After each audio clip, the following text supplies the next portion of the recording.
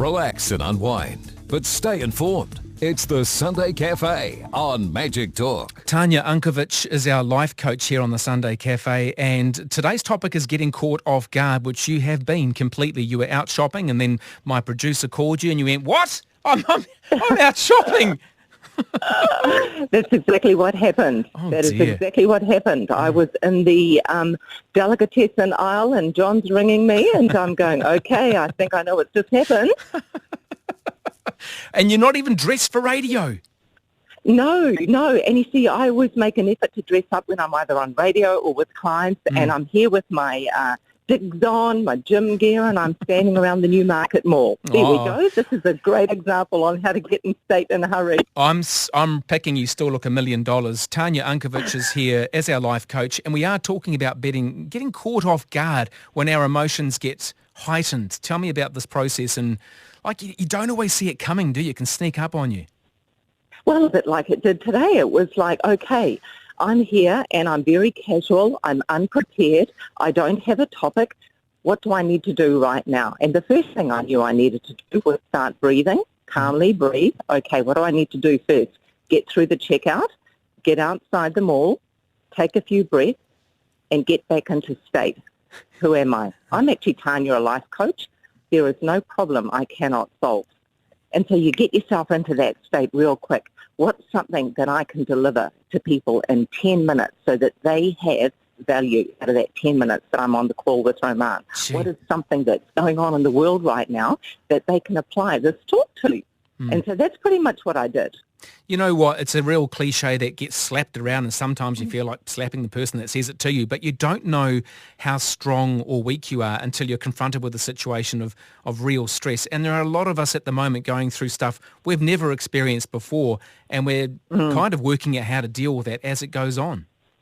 Absolutely. And you know what? You do it when you're presented with it, when it's in front of you right now, instead of projecting, oh my God, how's this going to be next week? How am I going to pay these bills next week? How am I going to do this next month? Just stay in the present moment and do what you can today, right now.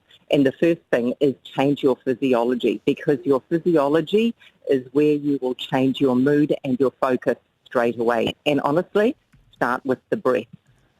Breathing is so important. I was actually putting that into practice. This is a little bit personal, but lying in bed last night, couldn't sleep. So I did the whole deep breathing thing, and the next thing I woke up and I'd been asleep forever. It was brilliant. So it can work, can't it? Absolutely, absolutely. Moving your body will automatically change what you start feeling and what you start feeling and thinking about. And so today, I just went outside. How am I going to deliver? And I asked myself that question, what is my outcome for the next 10 minutes? And all I needed to do was create an outcome for the next 10 minutes. I didn't need to look at the rest of the day.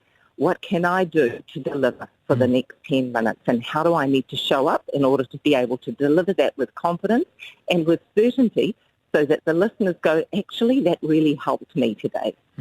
How much of that reaction to a fright, and it could be something metaphorically or literally a fright, a dog barking at you, when you decide to either fight or flight, how do you determine what you're going to do in that process, or is it more of a natural reaction?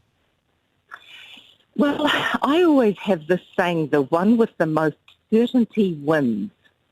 The person with the most inner certainty wins, even if it is you versus a dog. My husband always said to me, because I'm a little bit scared of dogs, don't run from the dog, run towards it and shout at it. And I do that. There's a dog that comes up to me and then that scares the dog away. I tell the dog that I'm the boss.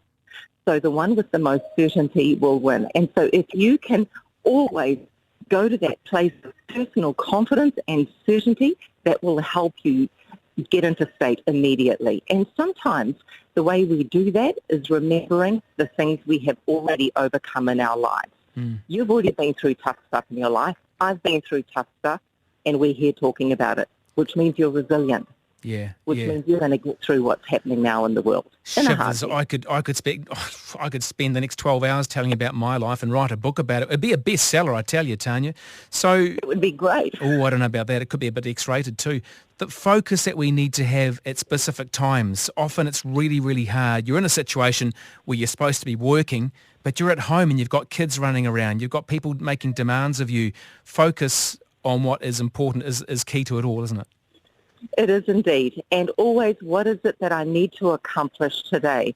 Because if we keep getting distracted by everything that is around you, Winston Churchill's got that quote, if you stop and throw stones at every barking dog on your journey, you will never get there. And so you always need to focus on that outcome that you want, that end point, that journey, that bullseye. And if you keep focusing on that, then the kiddies around you and all that sort of thing, yep, it'll be annoying you a little bit, but you'll still be able to focus on what you need to achieve today.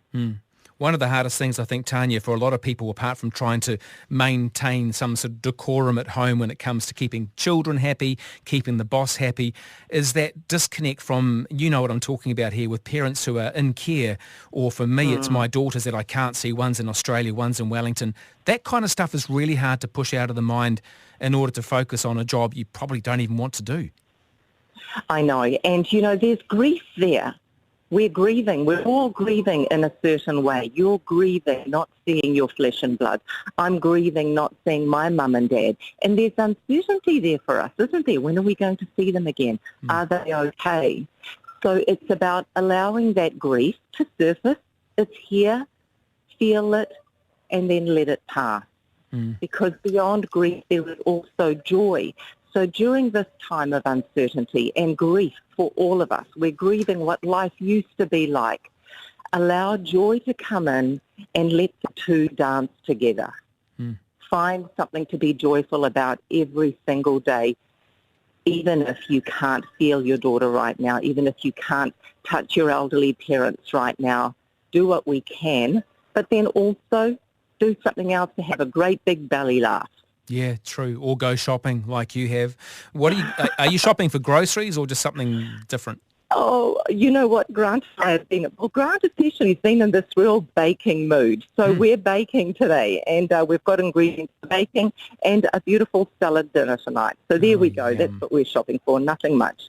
So you've got flour. Is there like a big supply of it there, or is there just a couple of bags on the shelf? Plenty there. Plenty there, but we actually bought a bit a little while ago, so I confess, we did stock up on flour when we saw it. So, well, Tanya, I've started doing the same thing. I've started baking. I don't really bake. It's quite a mindful process. It takes you away from all your stupidity and you get stuck in whipping up some banana loaves. It's brilliant.